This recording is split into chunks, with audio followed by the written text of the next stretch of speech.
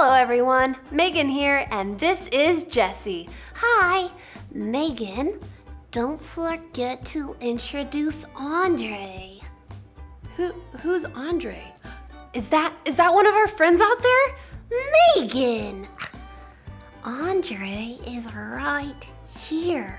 You don't want to hurt his feelings, do you? Jessie, I don't see anyone.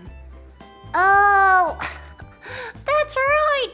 You can't see him. He's my imaginary friend. I made him up.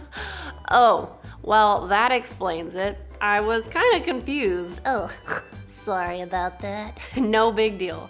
You gave us a great way to introduce today's Bible story. I did? Yep. In today's Bible story, Elisha's servant could not see an army that Elisha could see, but this was not an imaginary army. This army was very real. Listen to this story.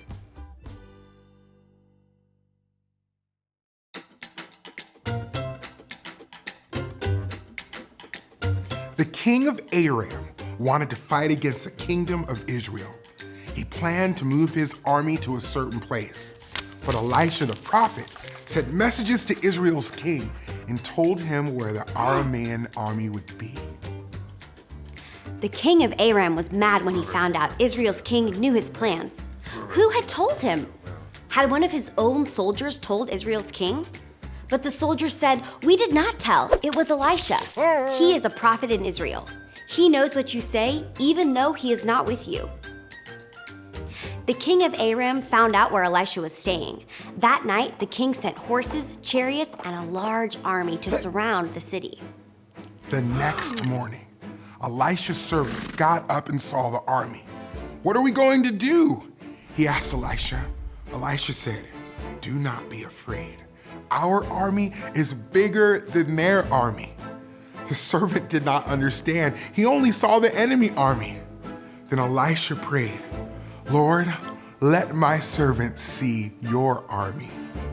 So God let the servant see the mountain covered with horses and chariots of fire, the army of the Lord. Then Elisha prayed for God to not let the Aramean army see where they were. Elisha told the army, "You're in the wrong city."